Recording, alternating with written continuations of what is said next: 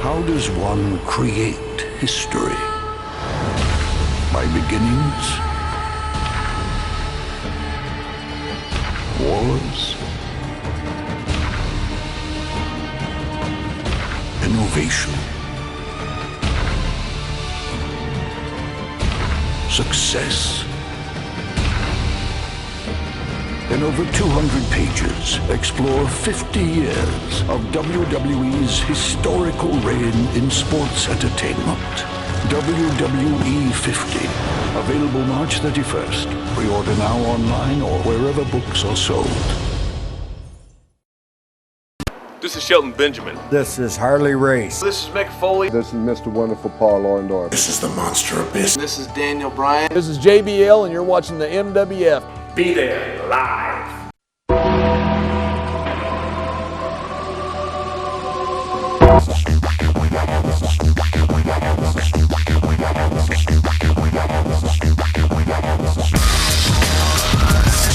You're going to be in New Orleans? You're going to be somewhere around the country? I'll be somewhere around the country. Traveling a lot now. What is it like to be competing on regional wrestling events as compared to the Land of the Rising Sun, compared to WCW and the WWE runs? What do you see that the wrestlers of this generation could improve on? Wow. Well, first of all, I enjoy very much what I do. Excuse my voice, I apologize to everybody. Been wrestling the last few days, and you get excited on the microphone, and I mean, I could not speak last night, and obviously anticipating this moment, I was a little bit worried, but so I'll try to talk slow and soft so I don't lose it during the conversation. But I enjoy going around the country. I still very much enjoy wrestling, and it seemed to be in my blood. I started performing in front of people probably about 6 years old as a Pop Warner football player, and we would, you'd have a big crowd. It was 20 people with your father and your mother and your grandmother, and it seems to have gotten under my skin. And in high school, we were a very good high school football team. I think we lost one game during my 4-year high school career. And of course, I got recruited across the country to USC and Notre Dame, and accepted a scholarship at the University of Colorado. Excuse me. My son accepted a scholarship at the University of Oklahoma, but of course, the crowds continue to get bigger, and so it's in my blood. I guess it's something I enjoy very much. I believe a couple of nights ago we had a very large crowd at an independent showing. Myself and Jerry Lawler was there, and Matt Hardy was also there, and Sergeant Slaughter was there. So it was 10,000 people, and those types of crowds bring back the memories, and of the Tokyo Dome days, the 60 and 70 and 80,000 people. But I believe I'll be somewhere on the East Coast performing, but during the big day. But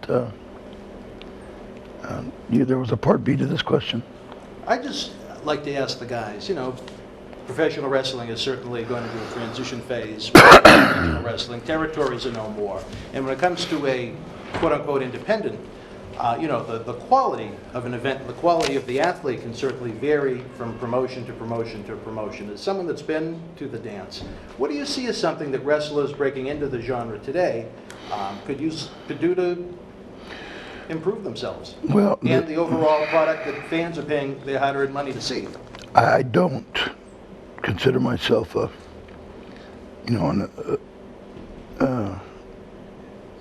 authoritative enough of a figure to put a statement out there like that, but I do say that some of the young wrestlers, some of the young individuals that I run across the country, where they lack direction, and there is no direction.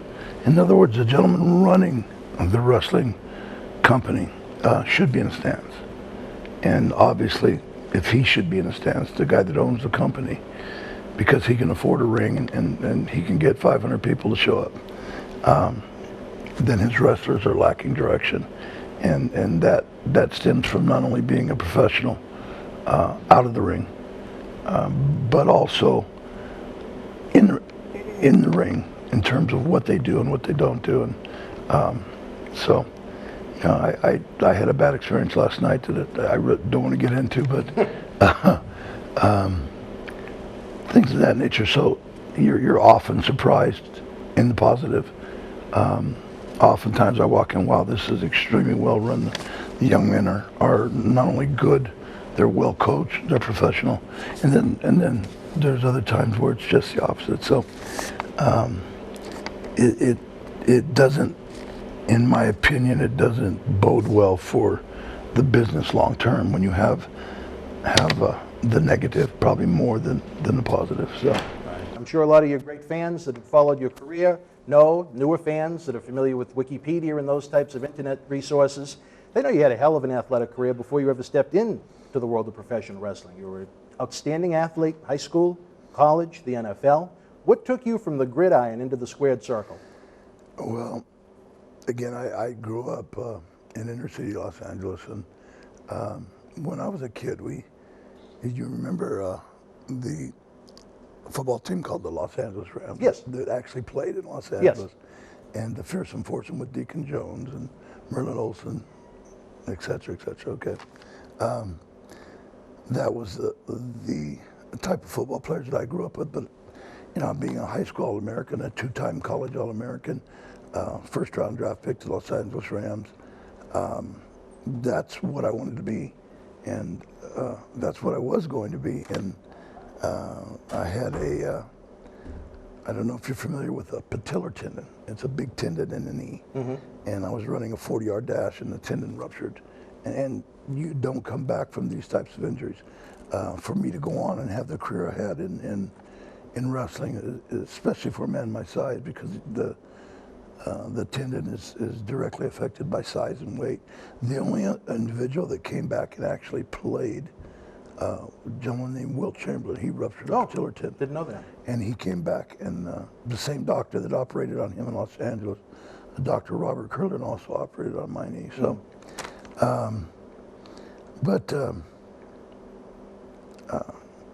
so I guess for me, the difference is that you simply don't have to run 40 yards or 30 yards as you do in football. Where in wrestling, it's you know, a lot of a movement and quick surges and certainly power moves by lifting someone over your head, but the ability to run and the type of power and strain that puts on the patellar tendon certainly inhibited me. And in other words, I think it was my 4th year with the Rams, and the tendon ruptured, and the general manager of the Los Angeles Rams, he actually came in the hospital room and said, "Leon, hey, it's over. You know, the money that we're paying you and the money we could pay a rookie, and he's got a good tendon, so, you know, the writing's on the wall." So it was, you know, I knew my career was over just hours after the surgery. Really? Yeah. How long of a gap was it between the surgery to when you started to train to become a professional wrestler? Just a few years. Really? Yeah, maybe 3 or 4 years. I went back to Boulder, Colorado, and got a real estate license, and was actually doing very well, building and selling homes, and doing a little speculative, buying a piece of property, and whether it was commercial or residential. And if I had to do it over again, I probably would have stayed in real estate, knowing what I know now, in terms of beating up my body. But hey, here I am. The professional wrestling world is glad you didn't make that decision. Wow, thank you. We discussed you going from the NFL into the world of professional wrestling. What about the AWA? That was the first place where your name really popped. Memories on the American Wrestling Association in Vern Gagne. Well, you know what? This company was loaded with talent. I mean, you had a young Marty Jannetty, a young Shawn Michaels, a young Kurt Hennig, a young Scott Hall. You had guys, veterans like Jerry Blackwell and Stan Hanson, and then of course the 6'5" assassin Bruiser Brody. And I've got, I see you've got my name here working with Bruiser Bodie / murder. But I'm laughing because that's exactly what he did to me. I've seen the match. He just a big, athletic, very, very powerful individual, and he, you know, he was the guy that I most wanted to be like, especially in Japan. I watched a lot of his Japanese. I remember when I first came on the scenes for New Japan and for Antonio Inoki, and they'd given me this mask. Say, hey, take it home, use it, do what you want to do with it. Or duplicate one. It was actually, they kept one there, and then they gave me another one. And he handed me a stack, I mean literally 30, 40, 50 tapes of Bruiser Brody, and said, this is what we want you to do. Wow. This is what we want you to be. And in the ring, out of the ring, etc. So that's kind of who the character was modeled after, was, you know, he, just for me, that was the ideal wrestler. I mean, that's what I thought wrestling should have been like. Hell yeah. Yeah. Hey. I remember when I first started watching wrestling, I was in the first grade, and we had World Class, we had the AWA, we had the NWA on Saturday night, we had WWF syndicated. I remember you as the baby bull, Leon White. Mm-hmm. What was it like to transition from wrestling as yourself compared to putting that hood over your face? Was it hard to get accustomed to the mask, or? Well, the Leon White, the baby bull, the AWA didn't have that mask. He was just basically a former football player. Yeah. And, you know, wrestling people like Stan Hanson and Bruiser Brody and Jerry Blackwell, some of the bigger guys in the AWA. Just kind of a funny, quick story is, sure. I went from Bruiser Brody, and there was a series of matches with him for weeks, because really nobody wanted to wrestle Brody. I mean, that was the death sentence, you know, and that's why I laughed when I read the word murder on there. And, you know, for me it was fine. You know, he's a big, tough guy. I was a big, tough guy. Obviously, I felt I could learn a lot. And then from him, I went to Stan Hanson. And, you know, that certainly wasn't any better. Yeah, I think.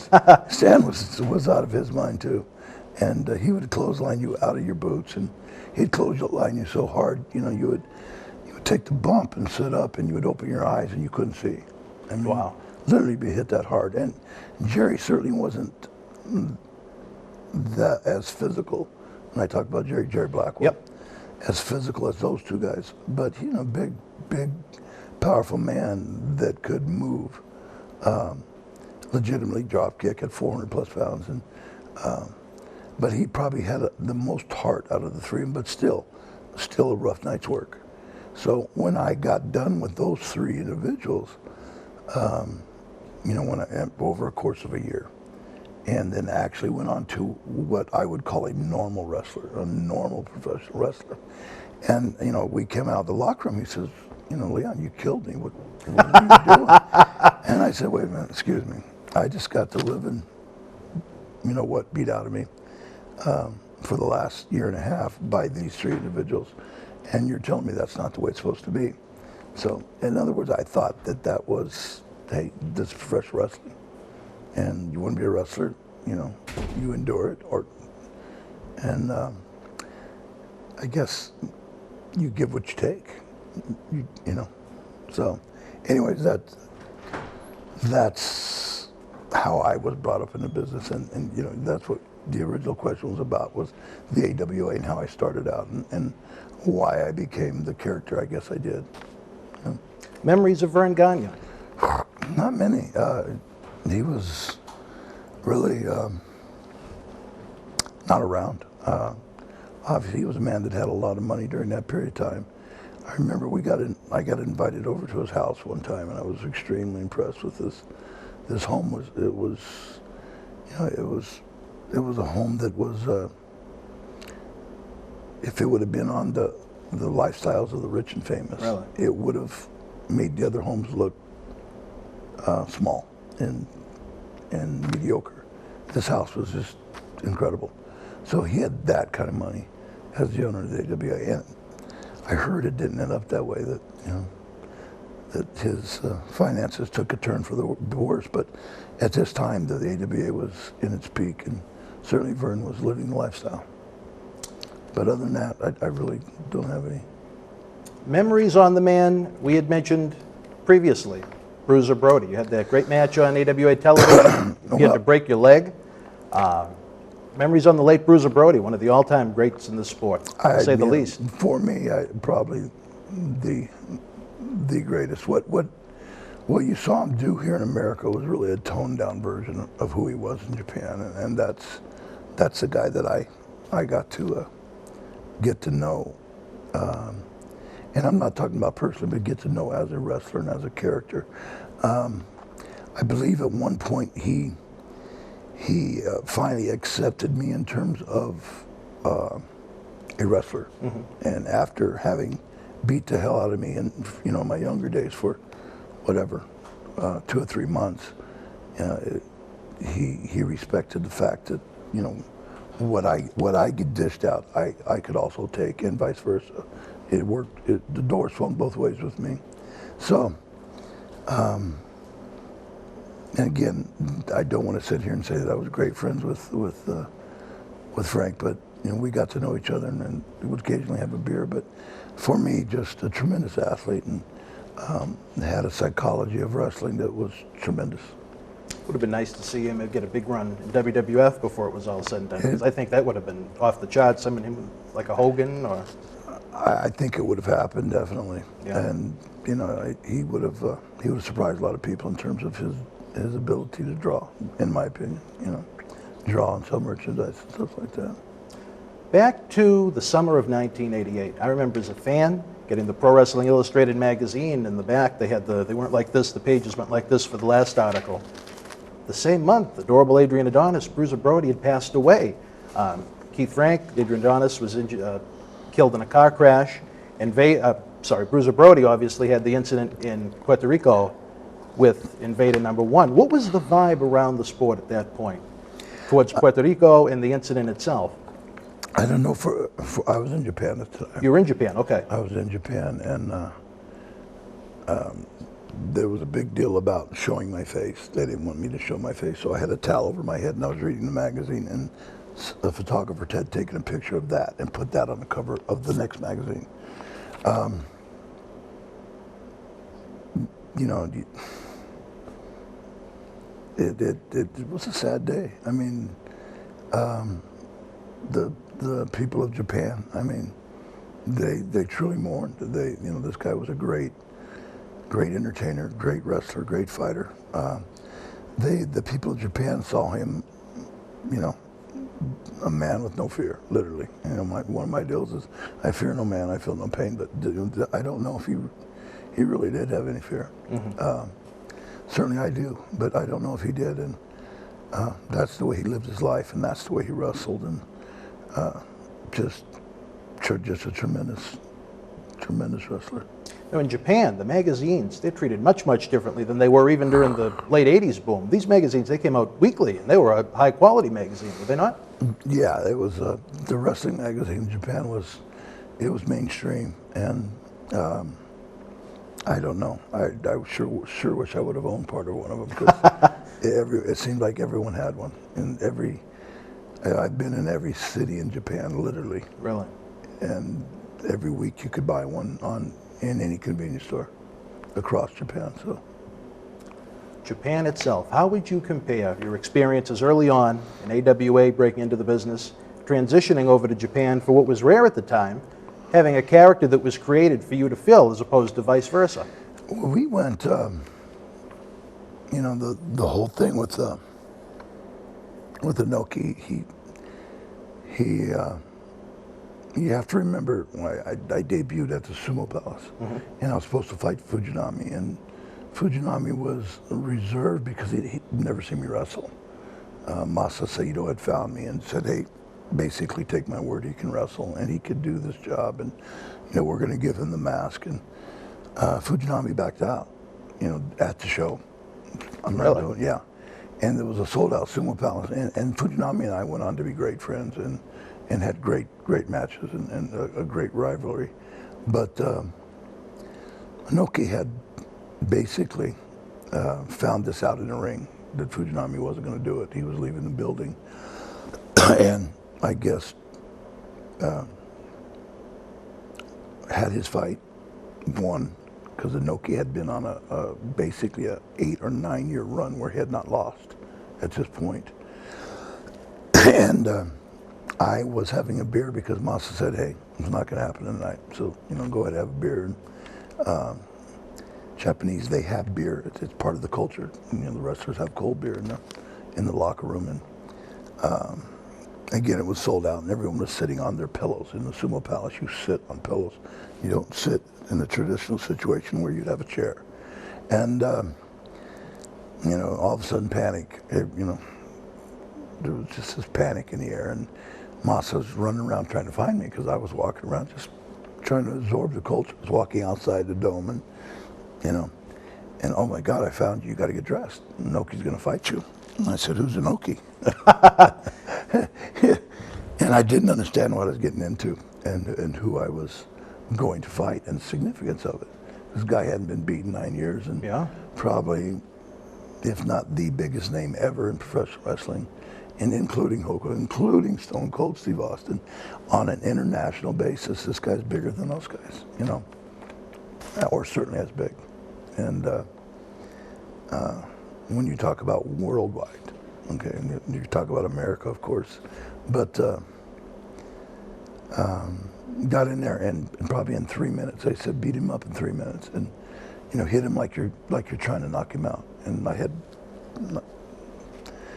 was treating him like a job guy, and pressed him over my head and suplexed him and just slapped him around and basically went home and pinned him flat. And that was the beginning. And from that point on, well, first of all, they the word riot, I guess they said they riot for Japanese people. You have to understand, for a Japanese person to even complain that he has to wait 20 minutes for his food, he wouldn't do that. Where, of course, in America, we're going to scream and holler. Or if you can't find a parking lot, if there's traffic and people are honking their horn, et cetera, et cetera, et cetera. So for them to actually stand up and burn their pillows that they were sitting on, it was a big deal. And they didn't like the fact that this Gaijin, being an American, had came over and just ended this streak, this 9-year streak. And from that moment on, though, again, and you talk about promoters and good promoters, you for the next, what, I want to say 5 years, but let's just be safe and say 4 years, we were sold out every night. Every night, it don't matter where they were. I would go to a train station, the bullet train. We would have a bus, and it would take us to the bullet train. And then there'd be another bus, because this bullet train would go 200 miles an hour down to the next city. There'd be another bus waiting for us. And there was, 3,000 and 4,000 people at the train stations to mob me. Wow. Not the Japanese, to mob me, mob this Vader guy. So, and I was doing commercials for Sony, and $100,000 paydays for Sony commercials. And so it was a tremendous time in my life, and things just caught fire. Safe to say that professional wrestling is much more mainstream in Japan than it's ever been here in America. You know what, it was, I often compared sumo wrestling to being a professional football player here in America. And the sumo wrestlers, other than the fact they're like me, they have a much bigger belly than most of our football players do. They were very comparative to American football players, sumo wrestlers.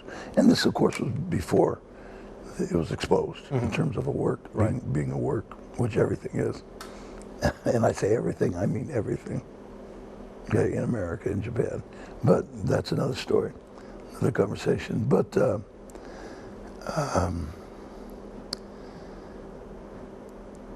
wrestling was, during this period, was Stan and Brody and Snuka and all the big names over for Baba.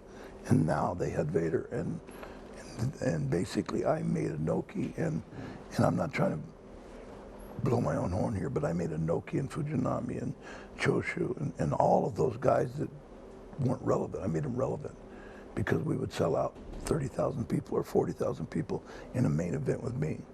And it was basically, it was a Noki, you know, Noki could do what he wanted to do.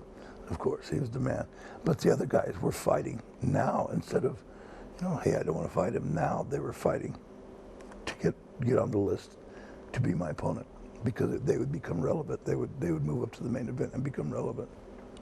And New Japan made a lot of money when I was there and grew. They brought Americans in. You know, Tony Holm became a big figure over there. Scott Norton, Bam Bam came over. You know, and then of course my buddy, the Yokozuna, you know, Rodney Annoying. Oh, he was over in Japan. Yeah, I know that. he came over about 360 and was 18 years old. And, you know, Wow. I had a love affair. We were really good friends, and many nights we would, you know, the sun would be coming up, and we'd be coming home, coming back from whatever. You know, they had these all-night steam houses, and you could go to a steam and have a beer, and have a hot tub and a cold tub, and have a bowl of rice, and have another beer, and that type of thing. And you know, we'd walk home together, and the sun was coming up, and you know, so yeah, great memories for that period. You two were kind of compared into the 90s. You were in WCW and he was in WWF, as who the better big man was. What was it like fast forwarding a little bit, when you picked up with Yokozuna in WWF in 1996? Was the friendship still the same? Things change at all? No, we were great friends, always, but he just had got too heavy. Yeah. He'd gotten to the point where he couldn't, you know, basically, he couldn't compete in WWE.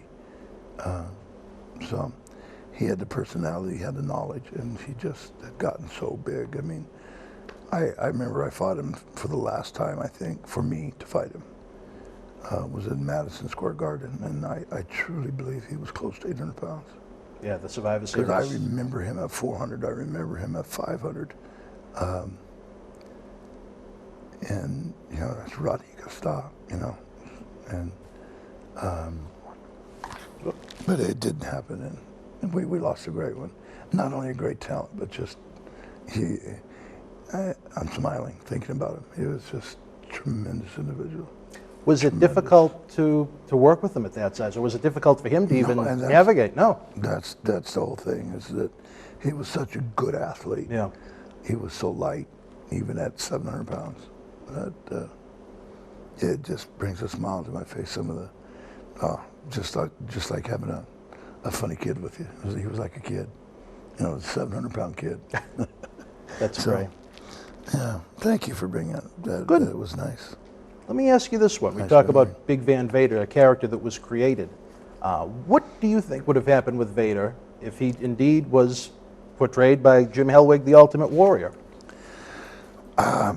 You know, I don't want to be rude or mean, but I guess Sid Vicious and He was in the running too, Sid? Head, yeah, and you know, the Sid, I believe, is a future Hall of Famer. I believe he could be a future Hall of Famer, and certainly the Ultimate Warrior is going to be one. Yep, this weekend. This year, right? Yep. But over there, athleticism really counted. They just, neither one of them were athletic enough.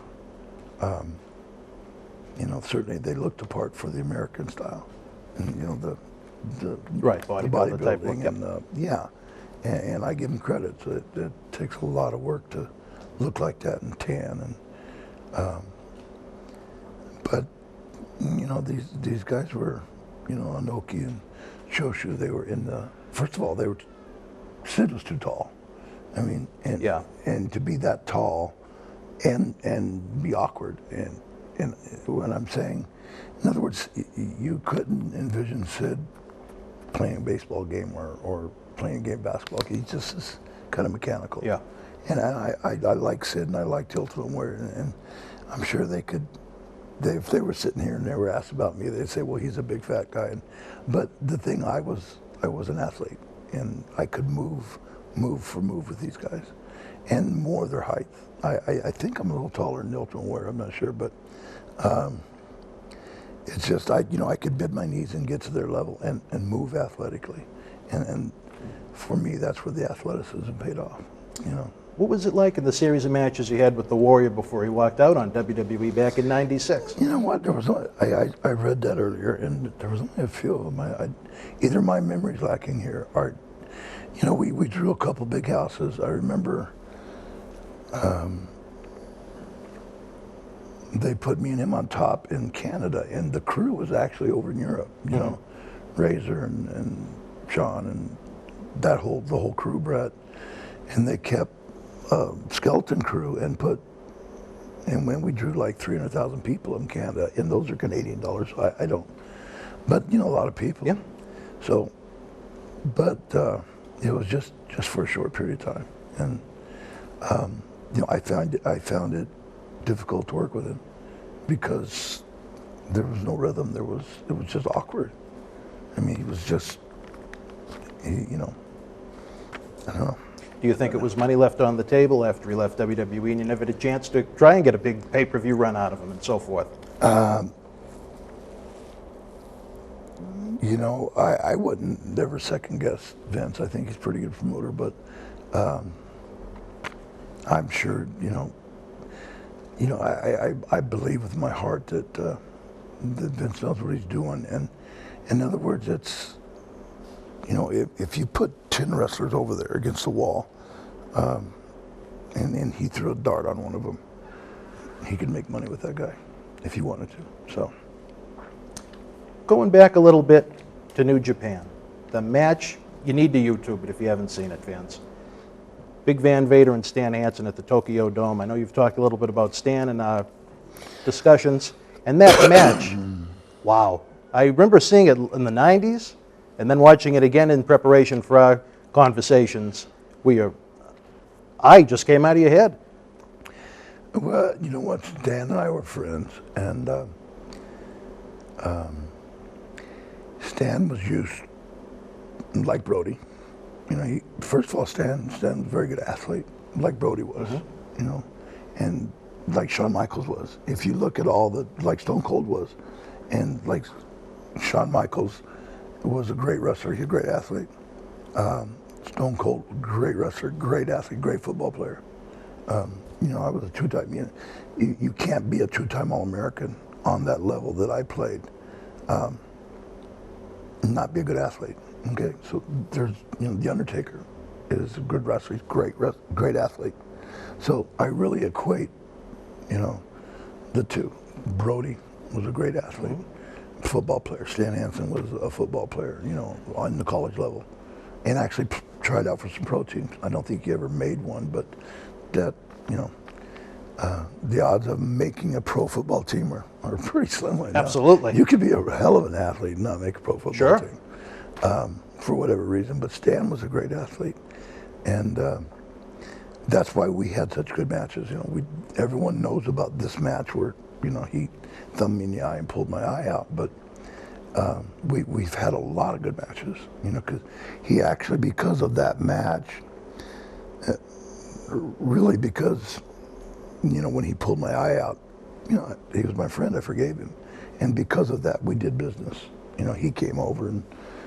Everywhere Stan and I wrestled, the place was oversold. You couldn't put enough seats in the building. So, and we made money. How did you go on to compete another 10 minutes after that happened? It's a grotesque injury. You obviously couldn't see it, but it wasn't 10 minutes. It happened the first 3 minutes of a 30-minute match. Right. So, it was about 27 more minutes that I competed after that. But. Excuse me. They had told me, they were talking about 90,000 people at the Tokyo Dome, and they said, look, we want you to bring the mask in the ring and blow the smoke off. And I said, Stan's getting introduced first, which he's not going to like that. He was the world champion for All Japan. I was the world champion for New Japan, and for him to get it, he's not going to like that. And then he's damn sure not going to let me bring this thing in and do this ceremony and blow the smoke. He's going to kick it over and break it. But they said try. So I tried, and he swung that bull rope, and it had that bell on it. And it hit me right here and literally knocked me out. Really? I was out of my feet. And there was fluid coming out my ears. There was fluid started coming out my ears. Fluid, not blood, but it was just fluid started coming out my nose. He hit me right at that spot, and I couldn't hear anything. I'd look at the crowd, and there was no sound. Wow. And I said, I should probably quit. I should probably go to the hospital now. Yeah. I mean, I'm that beat up before the match starts. But you can't, right? I mean, there's almost 100,000 people there. And, it's like wrestling is entertainment, and yet, football players, they leave the game. We don't. We get hurt, we continue. Boxers, I mean, it's unusual, but so and this, I guarantee you, this stand has never been treated this way. I dropped the mask. I got in very calmly. Once I gathered my composure, and the bell quit ringing, I call it. I came out of that little room. You go into a little room and you get hit that hard, and you come out of it. Finally, you come out, you can hear the crowd again. And I just walked over and slapped him as hard as I could right in the ear. And I guarantee you, no one's ever done that stand. So, and I slapped him again. And now he's mad. Oh my God. I mean, he's getting manhandled in front of, 100,000 people. And I continued to manhandle him. And Stan was at a point in his career, he was 260 and I was 400. I could bench press 600, and he looked good, but he was just sliding off the edge, So if it would have came down to a real fight, I probably would have had the advantage at that point. And I say probably, but so I then calmed down and said, hey, we're even. You hit me with the bell. Yeah.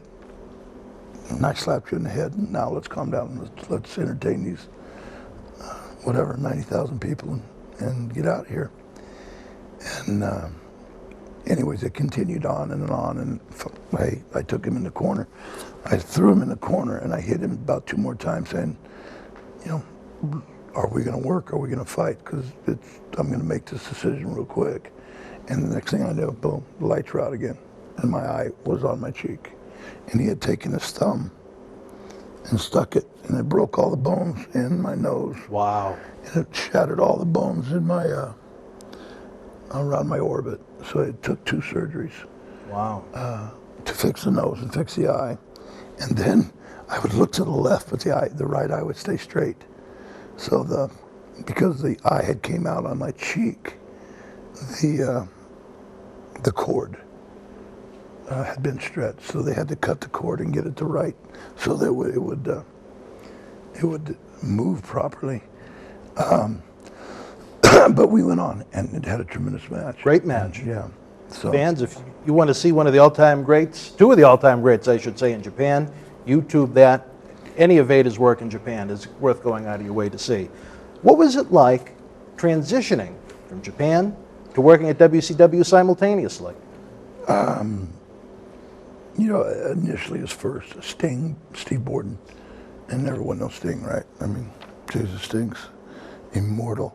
He actually, I believe Steve understood that he needed an opponent, and Dusty saw the fact that, 1, we liked each other, and that 2, I was athletic enough to work with him. And again, there's another example. Steve's a great athlete, great worker, and I believe the 2 go hand in hand. And that I was athletic enough to work with him, and obviously, the big and the small, and I outweighed him by 200 pounds, and there just was a lot of chemistry. So, they were forcing the issue, and Steve said, listen, what you do in Japan is great, but you just can't hurt people like that over here. So he slowed me down, and I've actually seen him on interview say that that when he talks about us as a opponent, a rivalry. Right. That, you know, it was certainly one of the big rivalries of his career, although he's had many. It was only so many years he could have Flair over and over again. And your Yeah. matches were absolutely Yeah. outstanding when you first came in, to give the fans a little bit of a taste to what you were doing overseas if they weren't fortunate enough to be diehard fans that were tape traders and so on and so forth. But Steve calmed me down a little bit, slowed me down a little bit, because we worked stiffer and faster. I couldn't understand how slow we worked. I mean, I was in much better condition in Japan because you just go, and you know, you do 25 minutes like that, and you get used to it. You know, you adapt, and the pace is slower here, and the punches is, you know, everything is toned down a little bit. But I think, for me, I would have to say that because of Sting and his patience, and you know, he probably took a few shots that he wouldn't have normally took from other people, and say, hey, Leon, you know, good match, great match, but you know, you can't cave my ribs in like that, you know. And I'm being facetious, but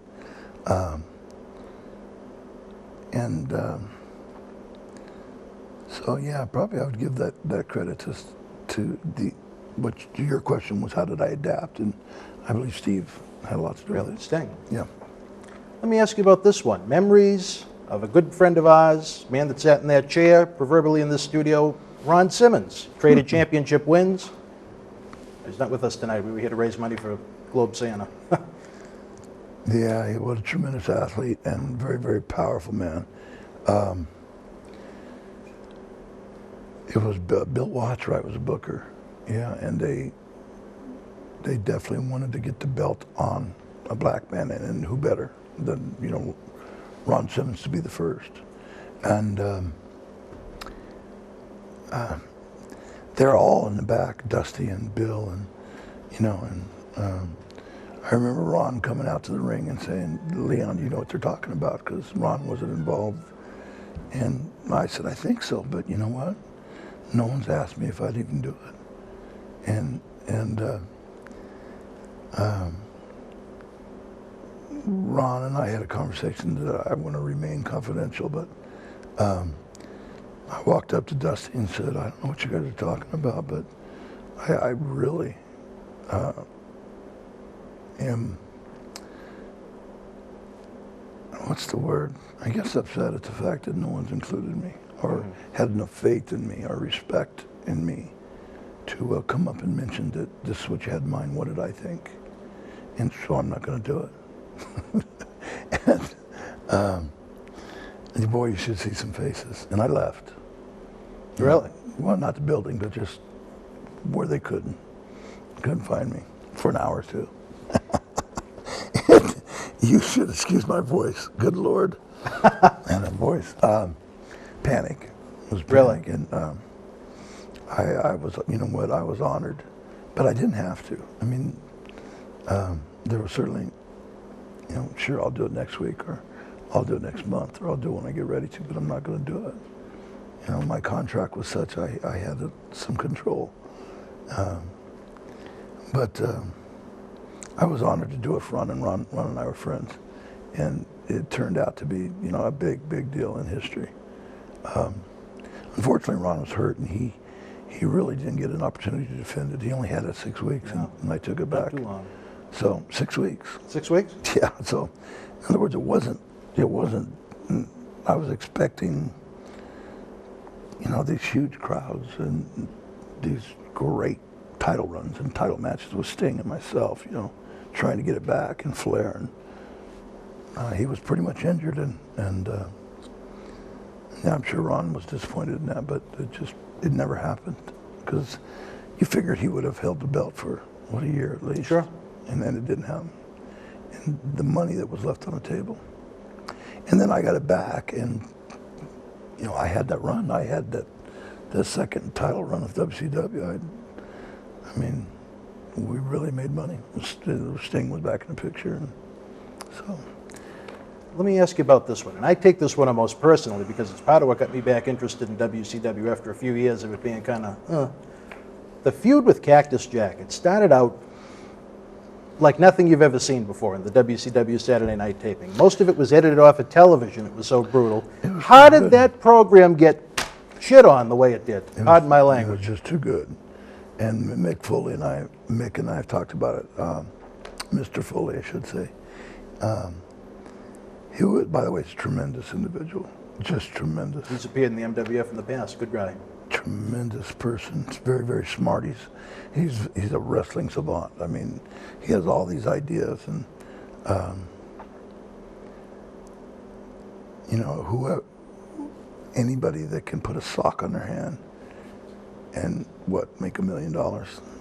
Pretty smart individual. He's wrote 10 books, and so being the smartest man in the ring probably 100% of the time, and then being the smartest man in the room probably 99.9% of the time.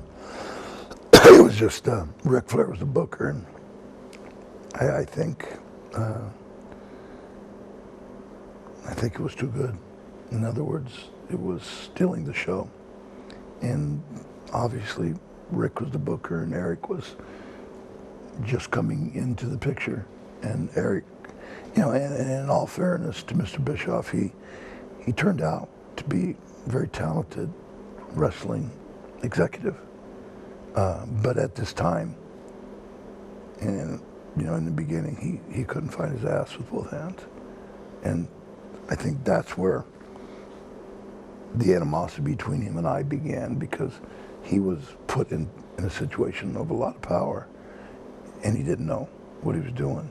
And again, you know, obviously what he went on to do with the NWO, you have to give him credit, because, you know, he learned fast. Very smart individual, because he learned. Okay, he listened and he learned, and you know, if he's watching, you know, he was as good as any promoter I've ever worked for, except in that beginning. He just didn't know. He was basically an announcer. Yeah. He looked good. He looked like a mannequin, one of those mannequin dolls. But so it was, you know, in other words, Rick was the booker. Well, let's cut this Cactus Jack thing, and there it goes, okay. And it was, you know, it was, you know, I compare it to the sinking of the Titanic. It was horrible. I mean, how do you get rid of that? People loved Mick Foley. They hated me. And Mick is telling, it was tremendous. In other words, Mick's telling me to do things to him that other people, you know, couldn't live through, let alone endure. And he's getting up and doing it right back to me. And again, whatever I gave, I took. And, you know, if anything carries on with me in terms of legacy, you know, whatever I gave, I took. It's just, you know, they spent that summer with the foolish amnesia. They were finding him in parking lots, and my God, then eventually he got his memory back. You had the Halloween Havoc shot, and it was over. It wasn't like... It was sickening. Sickening. It wasn't like there was, I mean, Flair didn't want to work with me. Sting and I were out. Ron and I had already, you know, it was new for me too. You know, so they paid, let's kill them both. Yeah. And that's what they did. And what did they go from? They went from Halloween Havoc to the Battle Bowl that did about 15,000 buys. So what does that say? And I won that. And by the way, and who remembers it? And I won the Battle Bowl, and I was supposed to get this ring. Sting had got one, right? Mm-hmm. The winner of the Battle Bowl, and Bischoff didn't give me one. That was. I'm not spending the money. Well, you did for Sting. You said you were going to on TV. You're not in Japan anymore. Click your heels 3 times. Let me ask you about this.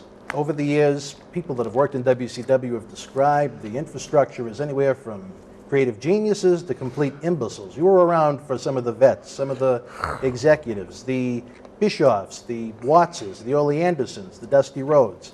What was it like behind the scenes as it just continued to go from person to person to person until it wound up as Bischoff's baby? Ole was good. I mean, Ole knew wrestling. Dusty was tremendous. He's creative. Dusty is second to none.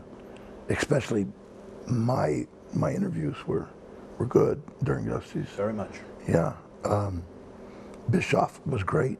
I mean, one of the best ever, but just not in the beginning, he was basically there, and if Ric Flair said turn left, he turned left, and then when Hogan got there, Hogan said roll over and bark twice. He did it because he didn't know.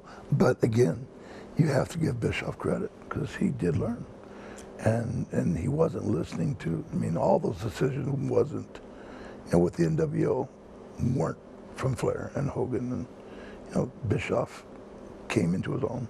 So Bischoff was good, and then Inoki and Baba, and probably one that has passed on, Mitsuharu Misawa. Misawa. Yep. And in terms of work, as a worker, in his prime, probably, I mean, this is hard to say, but, better than a Shawn Michaels, better than a Stone Cold, better than a Rock. Oh, go get some old tapes on Misawa. I mean, again, when I got to, when Misawa left Baba and bought me, I was there with Baba and said, Leon, we're willing to pay. We've got a big sponsor. And they were gangsters, by the way, the sponsors. Yakuza. And you're making this much with Baba, we'll pay, we got to have you. In other words, you're the one, just like I was in the WCW. It was me and Sting, me and Ron, me and Foley, me and Rick Rude, it just, Ric Flair, Hogan. And until I left, it was kind of like I was the centerpiece. And then, in the same way in Japan. Every company I've worked for in Japan, New Japan, it was the same way. So they needed me because they had Misawa, and they had Akiyama and Kobashi and 10 other top guys. So it was like, again, I think I'd mentioned earlier, it was, who gets to fight Vader in the main event? And we had 4 or 5 years there where just tremendous, crowds were, I did that in New Japan. I did that in All Japan. And then when I jumped ships with Misawa, I did that with him. But yeah, go look at some tapes of some young Misawa. Wow, just unbelievable. In WCW, out of all the folks that had the pencil and creative over the years, who do you think used Vader the best? Who? Who, yes. Dusty. Dusty. That question, yeah. And why so? Well, Dusty's pretty smart guy, pretty creative. Mm-hmm. He's in a position with the WWE now that is a very important position. The ability to communicate. He teaches these young guys. That's a $20 billion company, and he's the guy that's molding that talent in terms of their ability to talk on a microphone. Very important position. I'm sure whatever he's getting paid is not enough. That's just my opinion. But and then obviously in ring. Sure. He could look at something and see if it was going to work in 30 seconds. So yeah, definitely Dusty. Memories of the Nature Boy Ric Flair. Came back to WCW, you were the man, you were the world champion. Later on, throughout '93, it was built up, it was supposed to be you and Sid at Starrcade '93, but the nod eventually went to Ric Flair. Your thoughts on the Nature Boy? For me, I guess how I'd answer this by not answering it would be to say if I knew what I know now about wrestling in terms of politics, because really the introduction of Ric Flair and Eric Bischoff was the first time it wasn't just about talent. Is in Japan and Europe, first of all in Europe, AWA, it was about talent. If you were good enough, you worked. And when I went to Europe, and it was four world titles over in Europe with Big Otto Vance. It was about talent. It wasn't about who you hung out with or, the wrestling politics didn't exist. And when I went to Japan, it was just about, hey, show up on time and be in condition, and wrestle. And so I had 4 world titles in Europe, and 4 for New Japan. And then the WCW started entering it, and now it became a different game. And in football, it was about a team concept. And I guess I felt I was a veteran at this point, but really was pretty green in terms of that word, quote unquote, politics. So, and probably didn't play that game very well when Rick came in. So, I guess that was pretty much the beginning of the end for me in that company. From 93 into 94, WCW had some insane trips overseas to Europe. Mm-hmm. Memories on the infamous Arn Anderson, Sid Vicious stabbing incident in Europe. I believe you were on the tour. Yeah. You know what?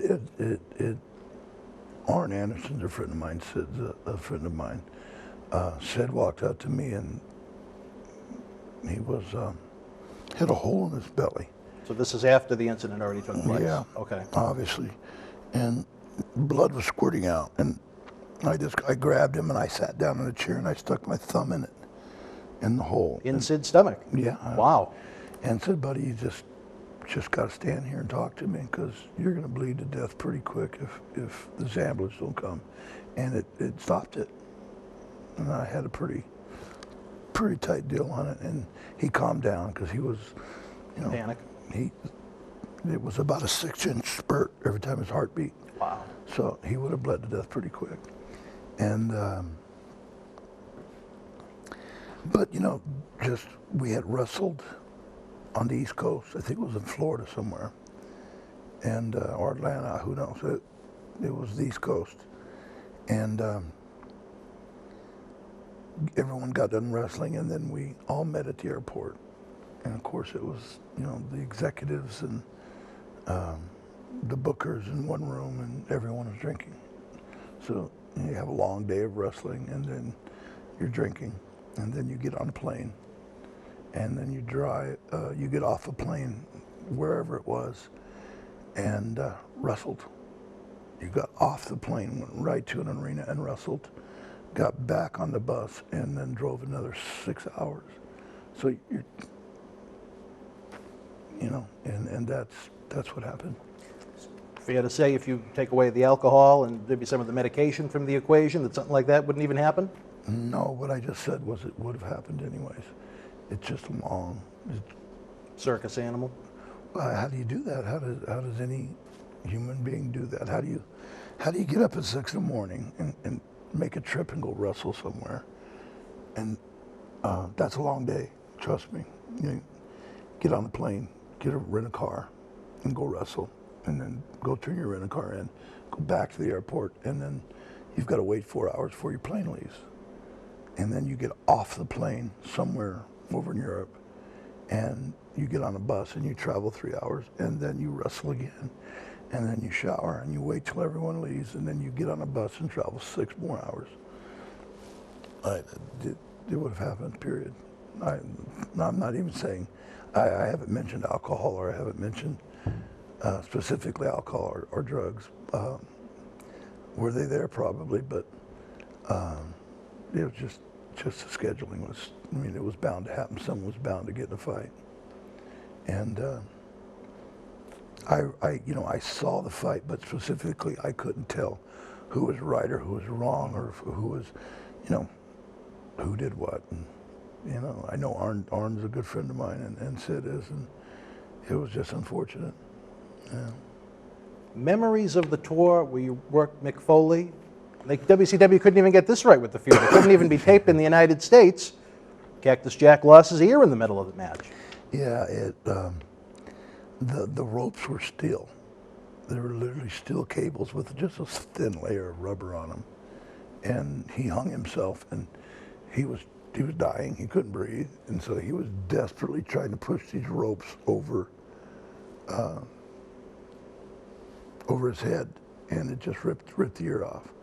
But it was still hanging on. So I saw blood, and I thought, well, I've scratched him, or he scratched himself, and I'll work it.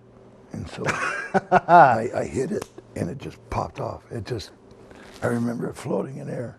It was pretty wild. Mick just had his 20th anniversary on that. We were at the Lexington Comic Con together, and we did a symposium. 500-600 people came in and did a Q&A with us, and then we signed pictures. It was pretty funny. I would have loved to have seen that feud really come to fruition with the possibility that it had after the way it started. Yeah. Fast forward a little bit through '94, WCW became the Hulk Hogan show. Less emphasis on the athleticism with a lot of the guys that were there, and 80s WWF wrestling. Yeah, it just became basically it was a throwback of the old WWF.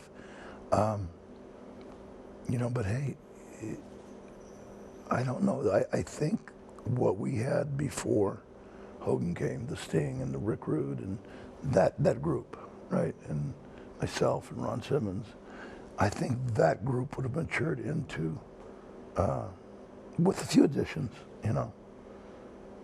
would have turned into quite a company. Look at what all those guys that you just mentioned, how they turned out once they went to WWE. Yeah.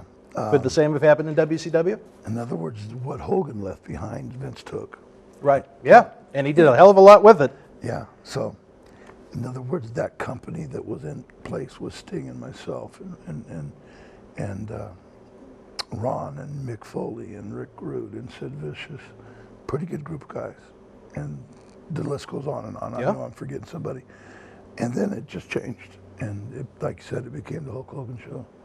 And they did pretty good. They created the NWO. And I think, again, to be fair to Eric, he matured and jumped on board. And they did very well for a long time. Memories of your matches with Hulk Hogan? I just...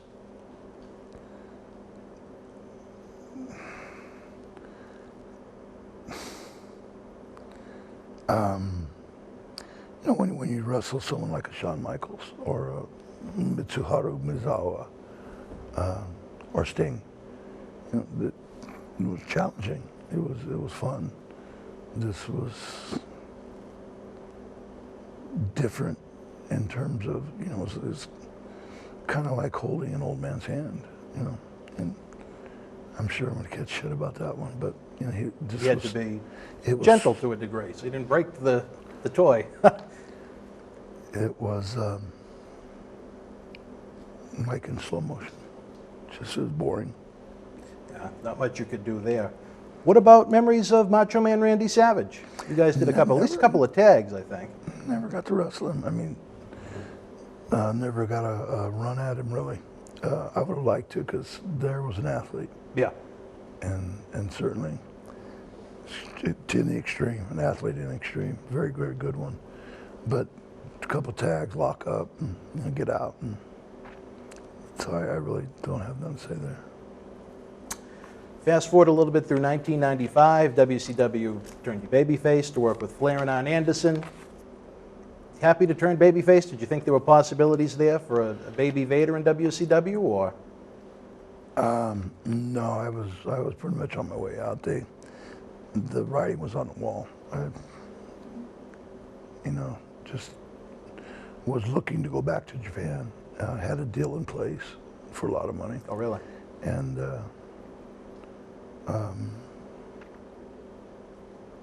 had talked to Vince, but I really was going back to Japan, and ended up going to Vince. But I was talking with Mizawa, or excuse me, Baba at the time. Stan needed a tag partner, and we were gonna tag up, and ultimately that's what, when I left WWE, that's exactly what happened. But Stan wanted a big name tag partner, he was slowing down a little bit, and his knees were starting to hurt, Right. and we could have, we probably could have had a 10-year run over there, and probably what I should have done. We've had the man himself here in this studio to give his description of what happened. Your memories on the infamous backstage fight with Paul Orndorff. You know what, Paul and I, we've met and talked and hugged, and I have nothing to say. We're fine, and that's where I'm gonna leave it. Past the incident, no grudges held. None at all. He's a good guy, great guy. He is a great guy. It's terrible the cancer that he had.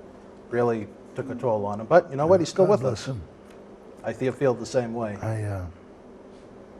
I pray for him, and again, we met and we've hugged, and just I'm not going to lower myself to say anything. What led you to bypass going to Japan? And well, I believe you worked in Oki in early '96, but you wound up in WWF in the '96 Rumble. Now you're testing my memory.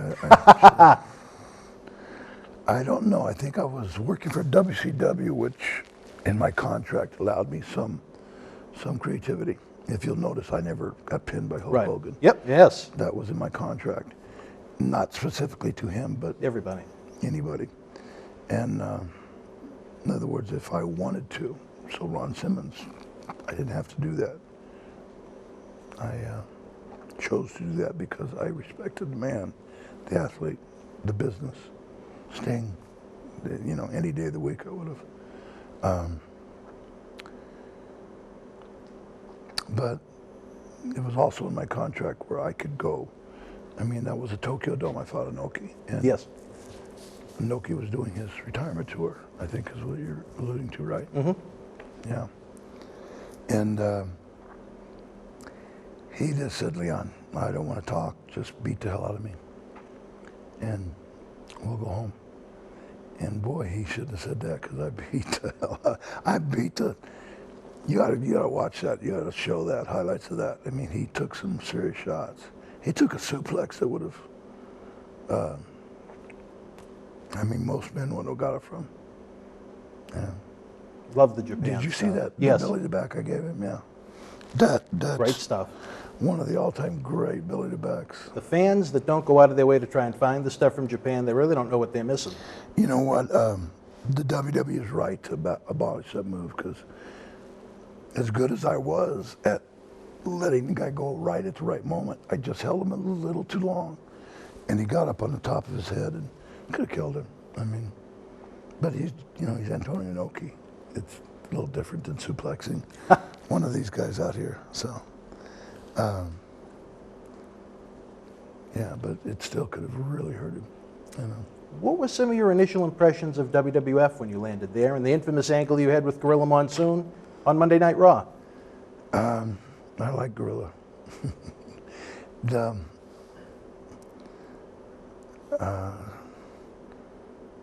Let's see, the WWE was just, they had, their people were grandfathered in. Undertaker, just Brett, Shawn. I mean, they'd been there a long time, and their people were set, and their formula had been working a long time. So, the thing that I want to say, and I feel I need to, Vince McMahon had never treated me anything but like a gentleman. And, you read the stuff and, he should have did this and he should have done that. And that's not the way I feel. I certainly wish that, it was 3.5 years I was there. That short period of my career would have been different, but, because, the contrast, I go to Europe and I win 4 world titles, and I go to Japan and I dominate a country that Americans don't dominate. 15, 16 world titles, and then I go down south and dominate WCW. And really that talent down there was as good as any that roster down there became the roster in WWE. So everyone's saying, well, how do you dominate around the world? You dominate in Mexico, you dominate in Europe, you dominate in Japan, you dominate the same roster that ends up in the WWE, and now you go up there and let me just say it wasn't Vince McMahon's fault. Again, he's never done anything but treat me like a gentleman. So, Let me ask you this. The first big one you were on in WWE land, WrestleMania 12. Shawn Michaels and Bret went an hour. You teamed with the great late Owen Hart, the great late British Bulldog, to take on Yokozuna. yeah. Man, you've mentioned in our discussions Jake Roberts and Ahmed Johnson. God bless Jim Cornette, but you know, as far as manager goes, I don't really know how good of a manager he was.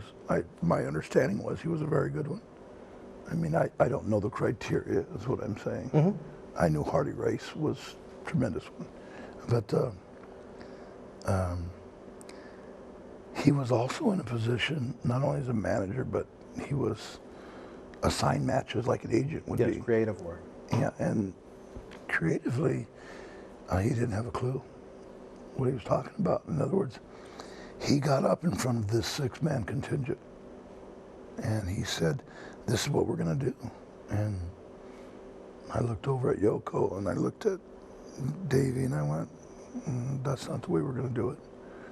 And so I stood up and said something, and he said, "Well, Leon, this is the way Vince McMahon wants it," which was bullshit. "And this is the way we're going to do it." He's actually calling the match. And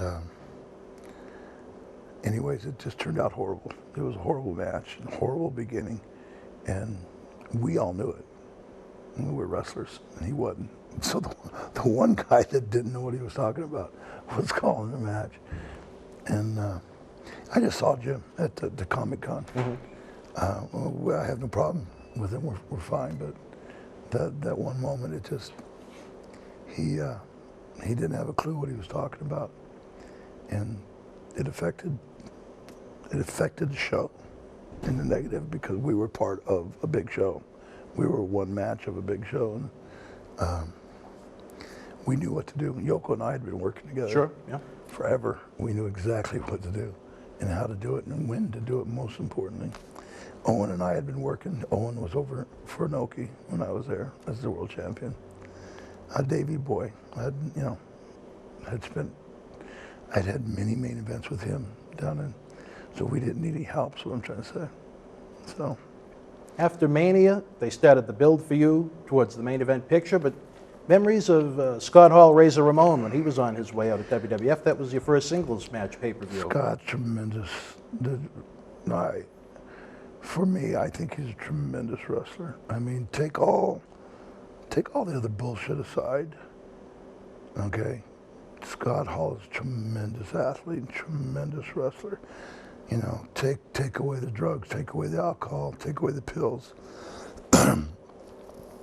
and take away this comeback, this beautiful thing he's doing. He's coming back, and trust me, there's a business side to the advertisement, and it's paying off. I mean, he's got named to the, a year ago at this time, he probably wasn't considered for the Hall of Fame, but pretty smart guy.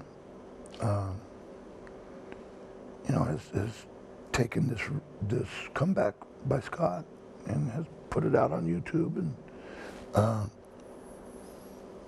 he has a much deserved Hall of Fame bid, because Scott Hall, okay, and Razor just was tremendous. I think even though he is now a Hall of Famer and will be one soon,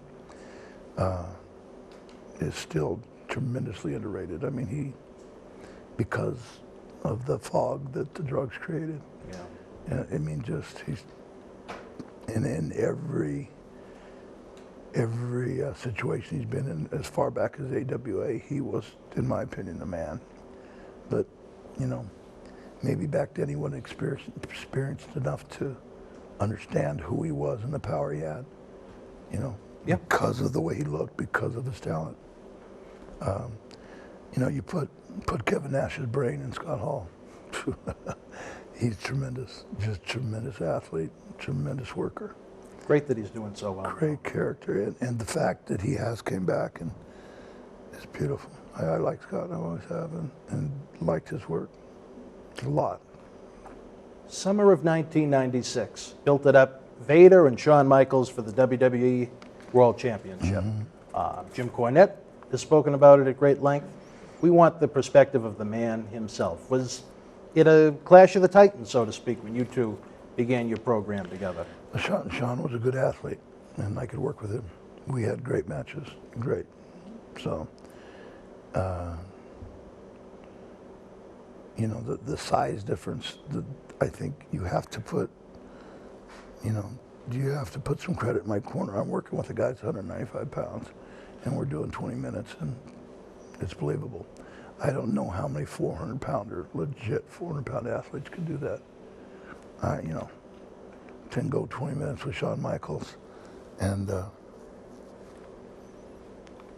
not notice the fact that one of them's 400 pounds, one of them's 190.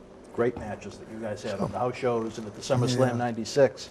Cornette alluded to the fact that Shawn Michaels really didn't want to work with someone with the reputation as being as stiff as you were. I guess there was an incident on a house show where you pulled his hair or something like that, and he threatened to try and cause a disruption in the workplace. I'm not going to comment on anything Jim says.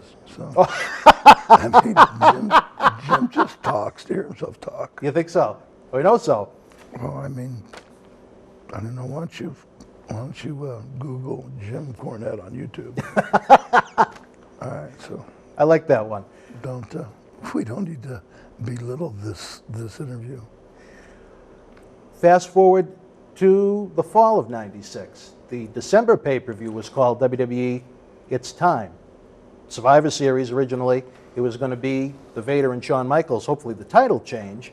It wound up in the hands of Sid, and again, we talked about in previous discussions the Yokozuna 8-man tag you worked in. Was there a frustration on your part that you weren't heading into 1997 as the man with the 15 pounds of gold? You know what? I really think it comes back to my decision, and I should have went over back. I should have went back to Japan before I went to WWE. And that 3.5 years, if I could take that 3.5 years back and do it over again. But see, there's no do-overs in life. Right. But if I could, you know, that whole situation would have been handled differently. It's like I went through that period of time walking on eggshells and didn't have to, physically, for nobody. No. There's nobody there that could have dictated to me in the ring at the time. So Memories of just what I did myself, and didn't have to do it. So easy to work with. Memories of Sid Vicious.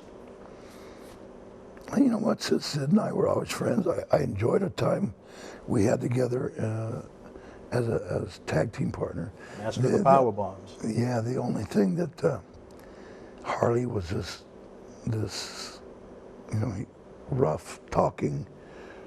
And when he did an interview, Sid was the same way, and I was the same way. One of us needed to actually calm down and talk. We were all trying to out-monster each other, and you look back on it, and you know, someone should have just calmed down and tried to talk, you know.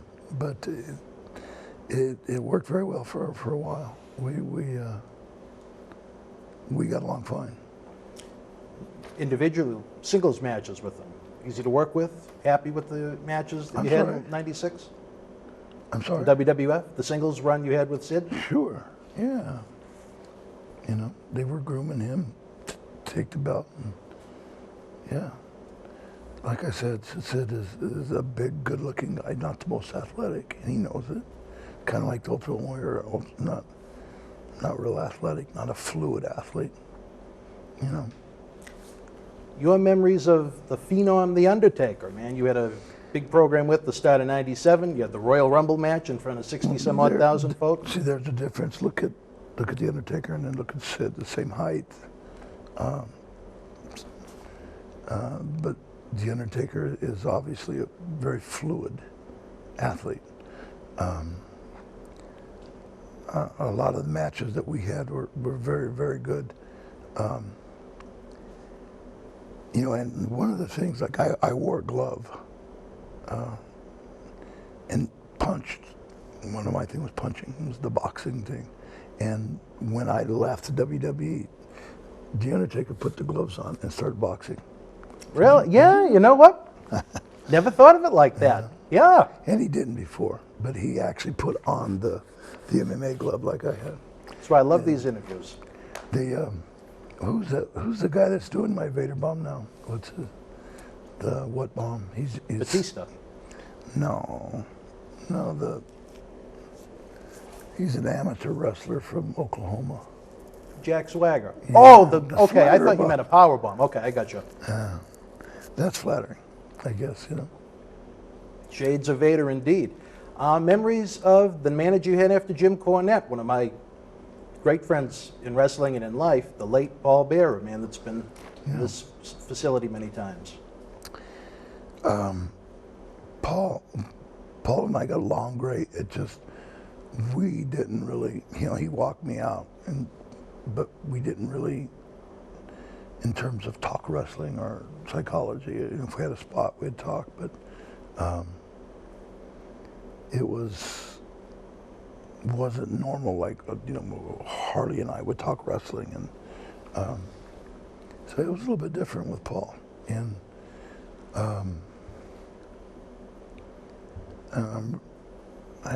he was only 58, right? Yeah. Yeah.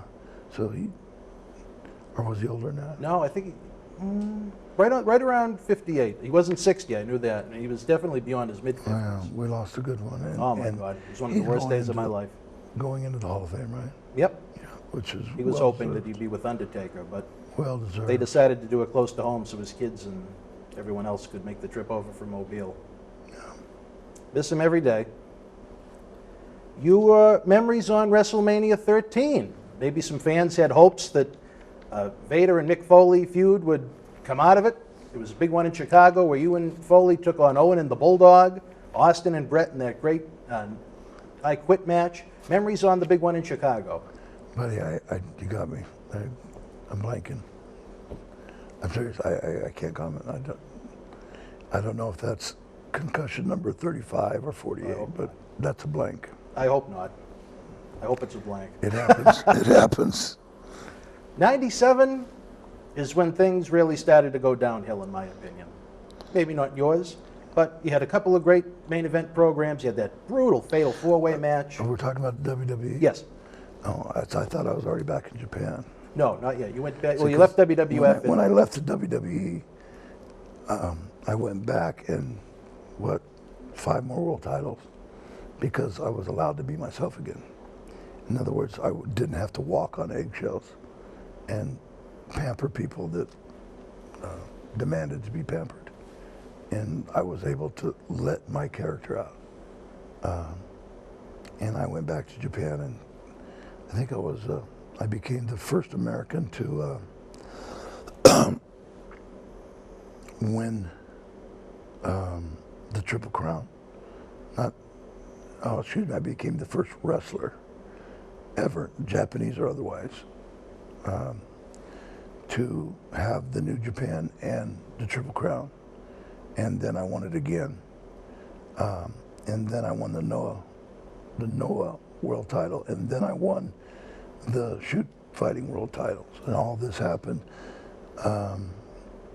So 4 or 5 more world titles in Japan, which in my opinion is just probably the best group of wrestlers in the world.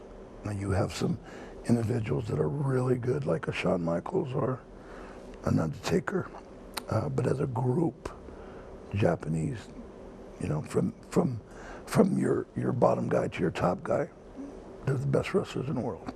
From the beginning rookie that sets up the ring to the star.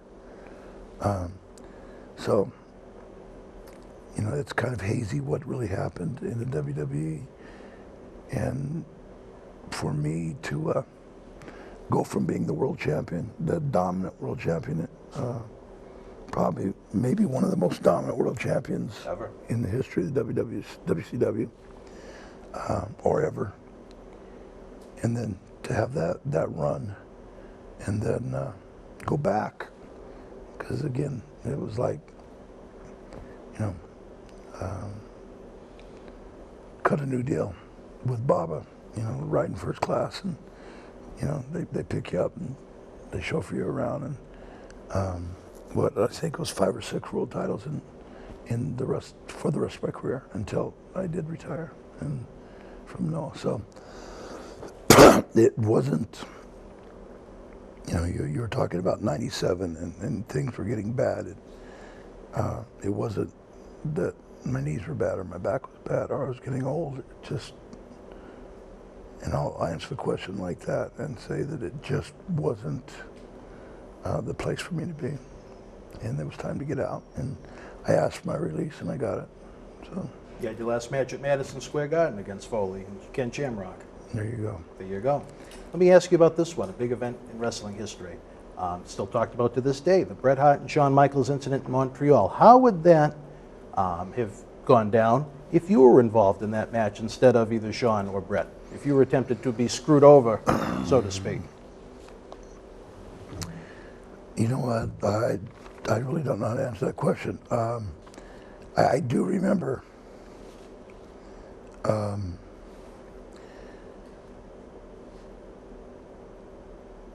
Bret coming up to me and asking me, you know, what did I think? And I said that, in my opinion, that Mr. McMahon can't. And I'm not saying Vince is a bad guy for having done this, but you're talking about not a multi-million, but a multi-billion-dollar company with shareholders, right? And how many people did he employ? Between the roster, everyone that worked in Titan Tower, the Everybody. TV production, the trucks that went from city to city. How many families did he employ? How Hundreds, many wives hundreds. and kids did he feed? So you look at this awesome responsibility, and you look at Vince McMahon in the eye and say, this guy's not only smart, he's extremely smart and responsible for so many people. I don't care if it was Bret Hart or Hulk Hogan or Stone Cold or Antonio Inoki. You as an individual, as a person, as a man, as a businessman, you cannot allow that man to go, Bret Hart, go to the WCW with your belt. Can't happen. So, was it wrong what he did? But did it have to be done? So, if you got into the ring, if I would have got into the ring, that's the question. Yes. Knowing that, I would have known it was coming. So, it's just money. Talking about billions of dollars, and I looked at Bret and I said, "You're asking me a question that you know the answer to. It's naive to think they're going to let you go to WCW with a $3 million contract with their belt. Are you kidding me? To me, it's the most ridiculous notion I've ever. It wasn't going to happen. Yeah. And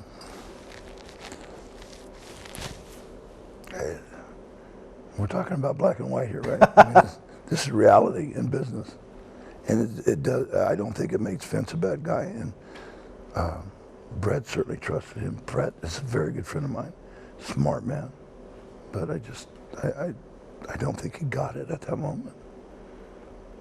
And I'm sorry it happened because I know it really hurt him. You know, I know that. And things have happened in my life and in my business career and in my wrestling career that are bad, but they happened. And a lot of it was because I was naive. Any memories of a crazed man that sat in this chair, I don't know how many times, the Iron Sheik? He was around a little bit in WWF when he was managing Junior, the Sultan. Nah, he was doing some spots at WCW and the AWA when I was around. But, Oh, really? Other than that, no. I know he's quite a character, and I know people tell me he would have these batons, and he would go down into the parking lot at 6 in the morning after being up all night, take his shirt off and be yelling and singing and doing these, which would have been quite a sight. We had JBL here a couple of years ago now, and they were on a tour of Africa. I don't know, he might have been on it, but him and Wyndham went back to the hotel, and they saw the Sheik on the beach, nude as the sun was rising, There you go. waving. There you go. That's You never know what to expect when he's around. One time when he was here, he asked if he could smoke, and we have a loading dock area out back where people can do so. And he proceeded to take out a non-tobacco filled cigarette here in the studio, light it up, and we needed the Febreze. From humorous to somewhat serious, a man you were around in WCW, Chris Benoit. How could that have happened? You knew the man. Maybe you can provide some insight that others haven't been able to. No, I believe in the Lord, and I can't explain that because I knew Chris as a very, very young wrestler. Again, over New Japan, he was getting X amount of weeks for Inoki, and and then I knew him as he had climbed up that ladder a little bit, and still not the Benoit that went to the WWE in the WCW.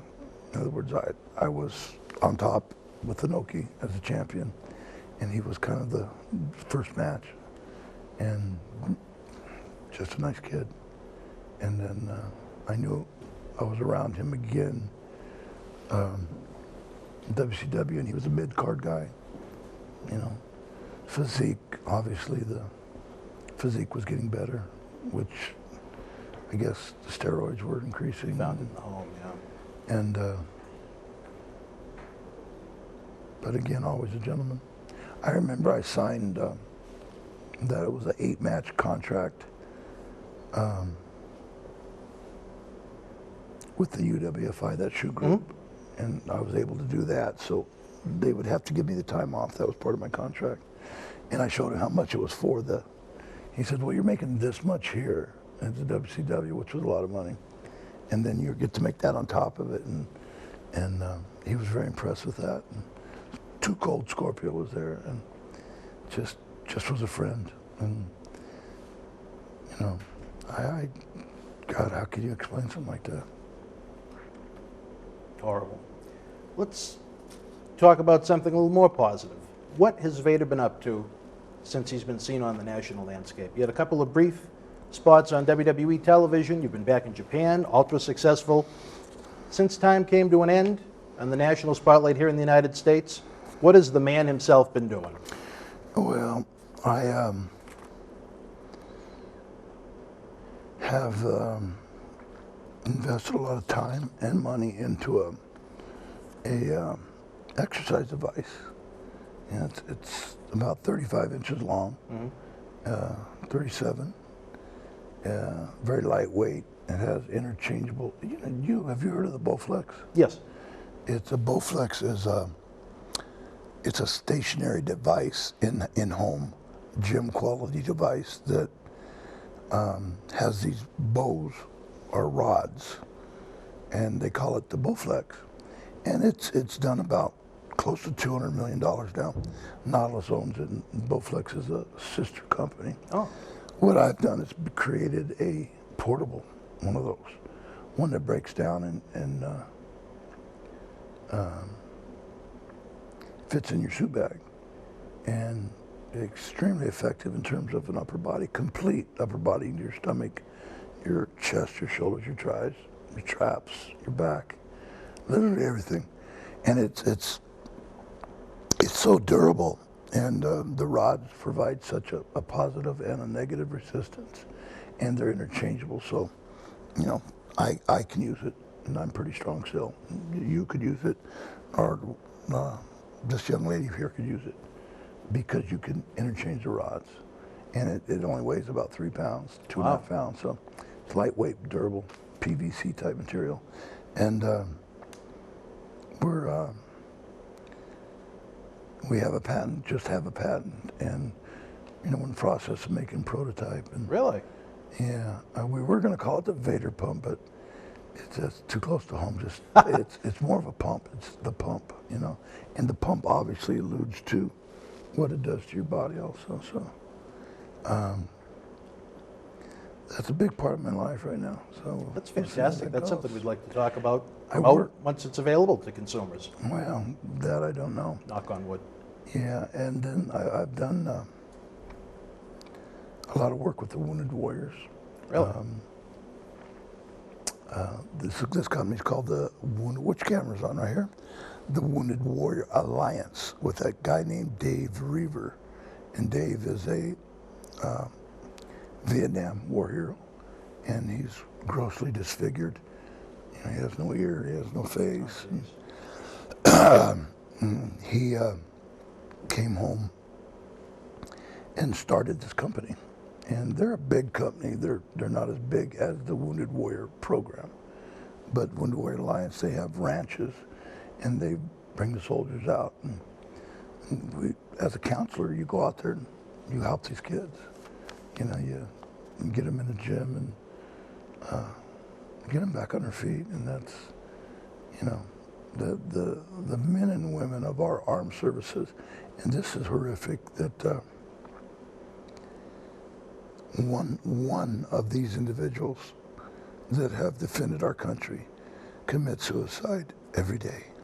And it's such a tragedy, and yet we, as a country, we don't hear about it, we don't talk about it. It's kind of a, you know, we ship them off. And we spend a lot of money on the military budget, $75 billion a year, and yet there's no money for them when they come home. So that's something that should change. The national news, they know how to pick and choose what they want to talk about. Britney Spears' latest meltdown with cocaine, or a real human story like what you're talking about. Tragic. It's embarrassing for me as an American that you figure all the taxpayer dollars. I mean, we can spend $75 billion to arm these guys, but we can't come up with a few million to, When they come home. when they come home, to get them back on their feet and get them a job. And so that's, I mean, that really makes me want to cry. That's, God, my throat, it's just killing me. I hope we're almost done. Good God. Yep. Well, I was just going to say that, Vader. It has been a tremendous series of we are conversations we've had.